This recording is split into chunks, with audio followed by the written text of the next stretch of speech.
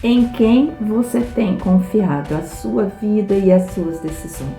Este é o assunto que refletiremos nos próximos minutos.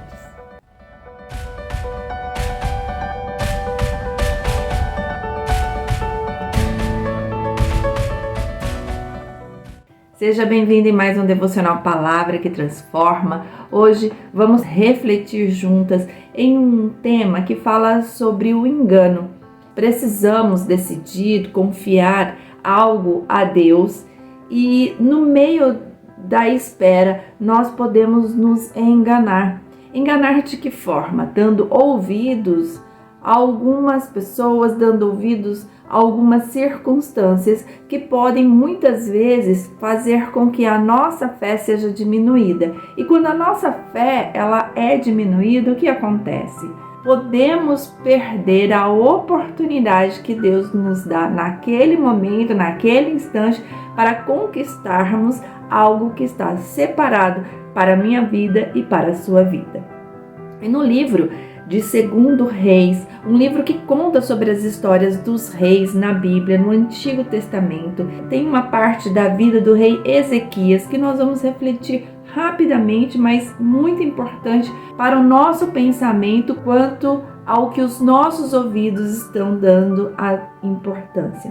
E esse rei Ezequias, ele foi um rei temente a Deus, foi um rei, inclusive, que restabeleceu o culto ao Senhor, porque muitos reis que antecederam a este, mas que vieram depois do rei Davi, do rei Salomão, eles se perderam no meio do caminho, ou seja, eles começaram a adorar outros deuses, começaram a adorar aquilo que não dava ao povo nenhum tipo de resultado que estava dentro do plano de Deus para a vida deles. Então, este é o primeiro cuidado que nós precisamos ter no decorrer dos dias da nossa vida. Nós precisamos ter este cuidado de não nos perdermos em começar a adorar questões, pessoas, algo que vai nos afastar de uma adoração genuína no nosso Deus. Por quê? O nosso Deus, o Deus, o único, o onisciente, onipotente, onipresente, Ele é que é o nosso refúgio, a nossa fortaleza, o nosso socorro bem presente na angústia, como está no Salmo 46. Este nosso Deus foi o Deus que nos criou, que nos fez, que nos coloca como um propósito nesta terra. É este Deus que nos quer adoradoras, genuínas em espírito e em verdade, para com Ele, somente Ele. E este rei Ezequias, ele restabeleceu este culto. Se hoje você tem perdido a oportunidade de adoração a Deus, olhando e dando muito mais importância em adoração a outras situações, seja no entretenimento, seja de outros deuses, de questões que não é somente o nosso Deus para a sua vida. Então restabeleça este culto, ou seja, restabeleça esta adoração. No Novo Testamento, o Senhor Jesus diz assim: ninguém vem ao Pai senão por mim. Ou seja, a única ligação que nós temos para com Deus é através de Jesus Cristo, como nosso único e suficiente Salvador. Por isso, não coloque entre você e Deus situações, coisas, porque você não precisa. Basta que você ore ao Pai em nome de Jesus. E este rei Ezequias, ele reinava um povo, e este povo estava sob ataque de Senaqueribe, que era o rei da Síria, uma nação contra a nação do povo de Deus. E esse rei Senaqueribe, então, ele tenta, junto aos seus homens, confundir o povo de Deus, ou seja, enganar o povo de Deus quanto à dependência que eles tinham no Senhor através daquilo que Ezequias tinha restabelecido, que era o culto ao Senhor. E no versículo 19 do capítulo 18 do livro de 2 Reis, diz assim: e Rabsaque lhes disse, ou seja, um homem ali de Senaqueribe, um homem que tentou ali enganar o povo, diz assim: ora, dizei a Ezequias, que era o rei de Judá, que era o rei do povo, assim diz o grande rei, o rei da Síria, que confiança é esta em que confias? Ou seja, ele estava questionando a confiança que Ezequias tinha em Deus. Pensa numa situação que hoje você pode viver ou que as pessoas que estão ao seu redor vivem, a sua nação vive hoje, que pode ser uma situação de total desespero, de total desconforto, de algo que você olha e diz, não tem o que fazer, não consigo enxergar nenhum resultado, a situação é delicada. E você continua a dizer que Deus vai te socorrer, que Deus é o seu refúgio, que Deus é a sua fortaleza. Mas chega alguém e fala assim, você não acha que essa situação está demorando demais para ter o resultado esperado, aquele resultado do qual o Senhor te disse que faria para você? E essa pessoa então começa a colocar em xeque, ou seja, em dúvida, a tua confiança em Deus. Então, o que é que você responde a esta pessoa? Que a sua confiança continua em Deus ou os seus pensamentos começam a duvidar? Será mesmo? Será que Deus realmente, Ele deseja me abençoar? Será que Deus realmente me ama? Será que Deus realmente quer o meu bem? Esses são questionamentos que não cabem a uma pessoa que tem o coração temente a Deus, ou seja, um coração totalmente disposto a agradar a Deus, um coração totalmente dependente de Deus. Porque quando nós escolhemos colocar a nossa vida em Deus, significa que nós acreditamos no amor que Ele tem por nós. O que nós precisamos entender é o que o Senhor deseja para a minha vida. Ele deseja fazer o quê? Lhe conceder ou não lhe conceder. Tudo depende do propósito de Deus para a sua vida nesta causa que você colocou o Senhor. Por isso que a oração e a leitura da palavra ela é extremamente importante para a nossa vida. Ela deve fazer parte da nossa vida.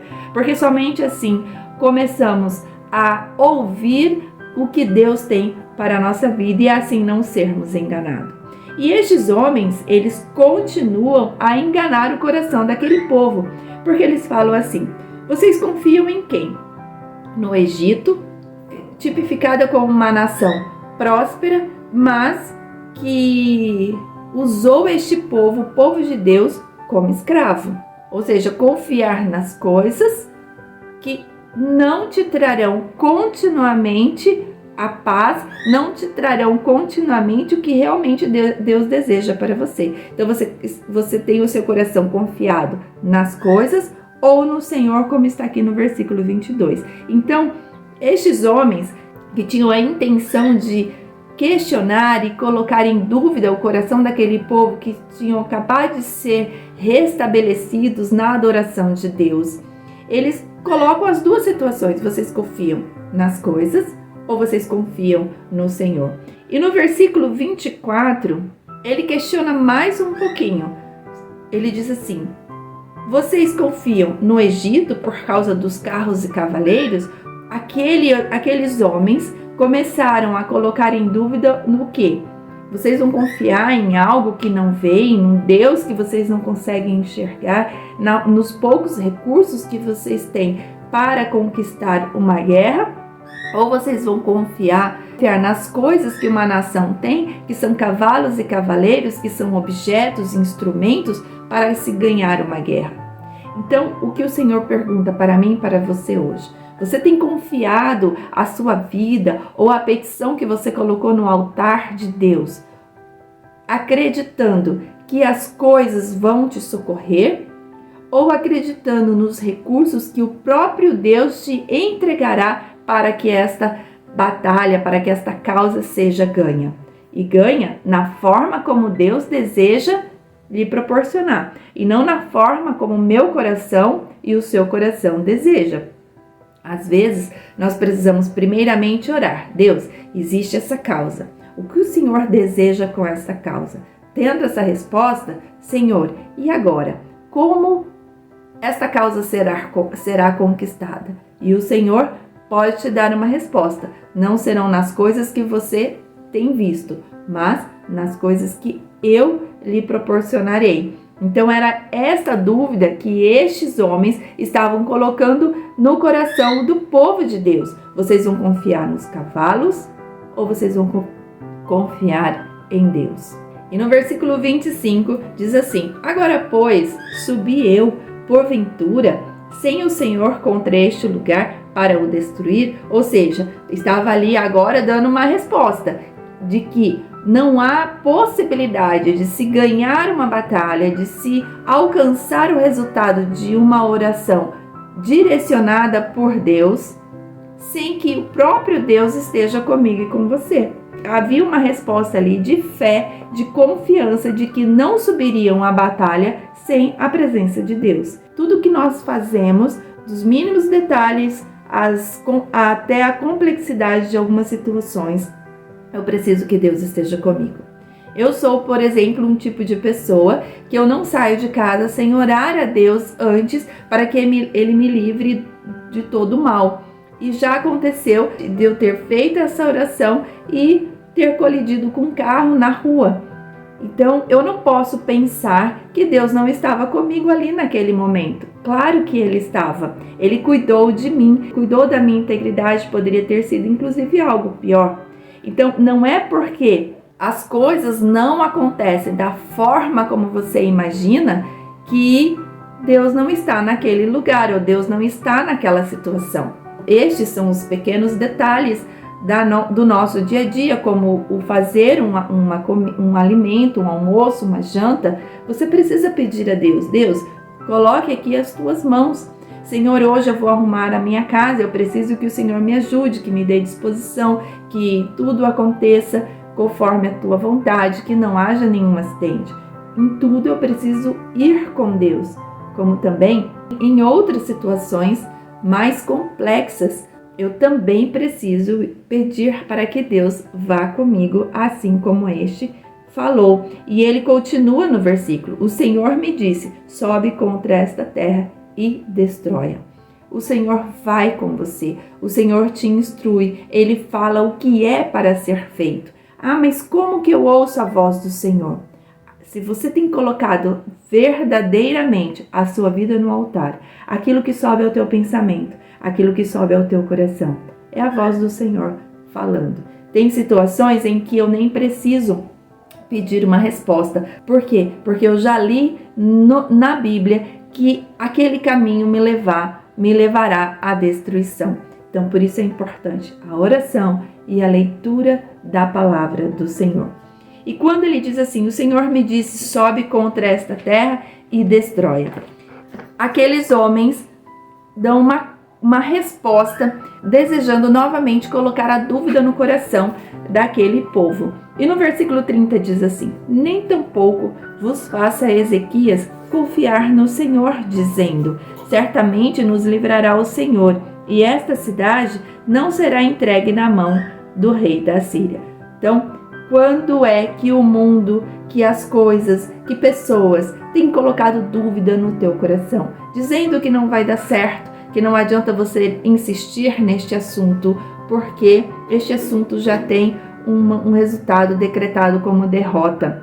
Mas não é isso que o Senhor tem dito ao teu coração. Por isso, não dê ouvidos a pessoas ou leis ou sistemas que estão contra o que Deus já tem falado ao seu coração. E no versículo 31 diz assim: não deis ouvidos a Ezequias, porque assim diz o rei da Síria. Então tem muita gente, em vez de ouvir assim diz o Senhor, tem ouvido assim diz a lei, assim diz as notícias, assim diz o diagnóstico de saúde, assim diz a sua idade, assim diz o comportamento de um filho. Mas o Senhor diz: espere em mim, confie em mim, leve-me em cada uma dessas situações para que eu vá à frente e faça o que é necessário e que ainda eu te direcione o que é para ser feito. E no versículo 32 diz assim: até que eu venha e vos leve para uma terra como a vossa, terra de trigo e de mosto, terra de pão e de vinhas, terra de oliveiras, de azeite e de mel. E assim vivereis e não morrereis. Não deis ouvidos a Ezequias, porque vos incita dizendo: o Senhor nos livrará. O mundo tenta nos enganar com os seus prazeres, com os seus deleites e com os seus entretenimentos, fazendo com que nós venhamos a pensar que caminhar com Deus dentro da porção que Ele tem para mim e para você é muito pouco diante do que o mundo quer oferecer. Estes homens colocaram atrativos para fazer com que os olhos daquele povo brilhassem para estes atrativos. Então, pense hoje no que o mundo tem feito com que os teus olhos brilhem, se afastando da presença de Deus, se afastando muitas vezes da confiança que você tem em Deus. O mundo diz para que você aceite esta proposta, porque com esta proposta, o seu guarda-roupa vai estar cheio de roupas. Porque com esta proposta, o seu filho terá condições de estar em uma boa escola. Com esta proposta, você viverá num status de aceitação na sociedade do qual você sempre sonhou. Mas o Senhor diz, todas estas propostas te levarão à destruição, porque são propostas temporárias, são propostas falsas. E o que o Senhor diz é, espere a minha vontade, espere no meu tempo. O Senhor não diz que ter um guarda-roupa cheio de roupas é ruim, ou ter um filho em uma boa escola é ruim, ou ser aceita na sociedade é ruim. Não, Ele não diz isso, mas o que Ele diz que a porção que Ele tem para você é muito melhor do que a porção que o mundo quer para você. Então nós precisamos ter o nosso coração bem-aventurado na vontade perfeita de Deus e confiar que Ele tudo fará diante da vontade dEle. E na próxima publicação, vamos continuar no capítulo 19. Qual foi o comportamento de Ezequias diante de todo este engano que estes homens proporcionaram ao povo de Deus? Não permita que o seu coração seja enganado. Que Deus te abençoe, que Deus te dê força e posicione-se em ler a palavra de Deus, em orar ao Pai, para que você não se engane com as coisas deste mundo. Que Deus te abençoe e até a próxima publicação. Em nome de Jesus. Amém.